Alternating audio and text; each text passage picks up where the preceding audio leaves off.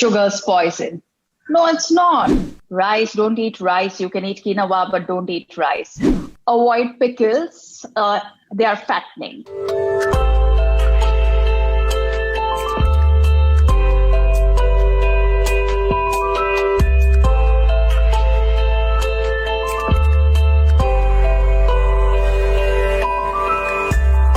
Sugar's poison. No, it's not. Yeah, you heard that right. No, it's not. But overindulgence surely is. Sugar by itself, when you're making it into or adding it to your laddus and barfis and halwas, that isn't a problem at all. A teaspoon to your cup of chai or coffee also isn't a problem. Sugarcane right now in the season of winter, chewing on it or having a freshly squeezed juice is also not a problem. Even jaggery, which comes from sugarcane, you have it with ghee and with your bajra rotis. It's a seasonal special or a winter special. So it's not really sugar. It's how you eat it, in what forms, and what is it that you actually land up avoiding. So when it comes in the form of a cola, a cookie, a chocolate, and a cake, say no. But when it comes to your regular home cooked food, well, sugar just adds that little bit spice to your cuisine.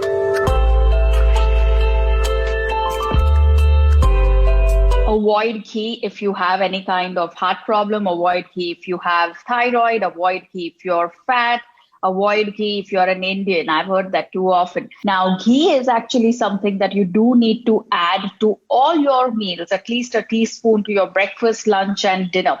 One of the things that it will do is that it will ensure that you're not overeating. You heard that right, because ghee will allow you to have better access to your satiety signals. It allows you to digest your food better.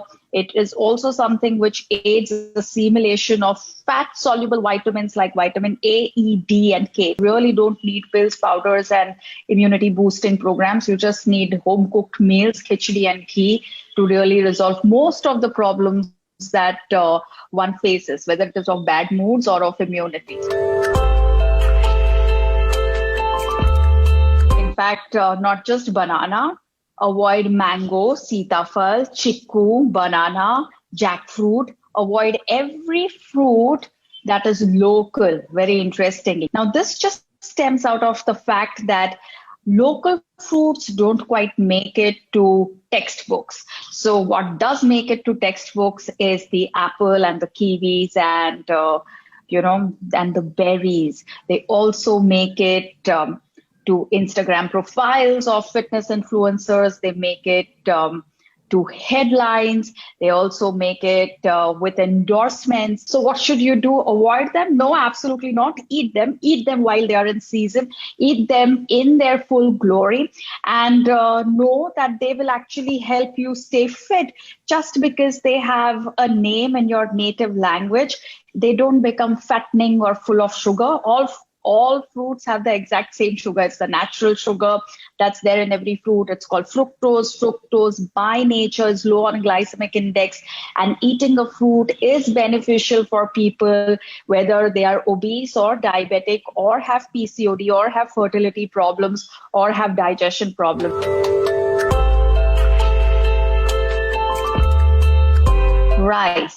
Rice, don't eat rice. You can eat quinoa, but don't eat rice. I've heard that just too often. Well, I think we have an obsession with everything that's expensive, unpronounceable, and not found in our farms. I think it's high time we get over that complex and really embrace rice. Rice is something that makes its way all the way from Shadi to Shraddh, because it can convert itself to a kheer, to a khichdi, to a kanji, to a biryani, to a pulao.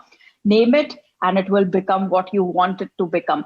Rice is actually the easiest grain to digest. It blends extremely well with dahi, with kadhi, with rajma, with dals, and it actually allows your body to assimilate amino acids quite easily.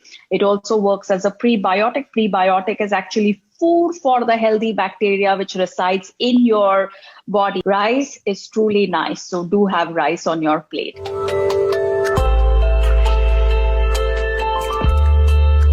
Avoid pickles. They are fattening. Well, we like to avoid pickles, but I don't know for what reason. Maybe we are avoiding pickle because we feel it's full of oil and it's full of salt. So a good achar does require salt. It also requires oil because without that, you would have the pathogens or the bad bacteria growing. If you want it to be a culture which allows for growth of good bacteria, which allows for lactofermentation to take place. Lactofermentation is really conversion of that hard avla or that hard curry that you put in, by the time it pickles, it becomes soft. And is it too much? No, the oil and salt is not too much. But if you do eat pickle as much as you eat your sabzi, then that would be too much. So when you're putting pickle on your plate, make sure that it's a tiny little teaspoon that you take. It will add spice to your meal. It will allow for easy digestion. It will also allow your body to assimilate B12 much more easily.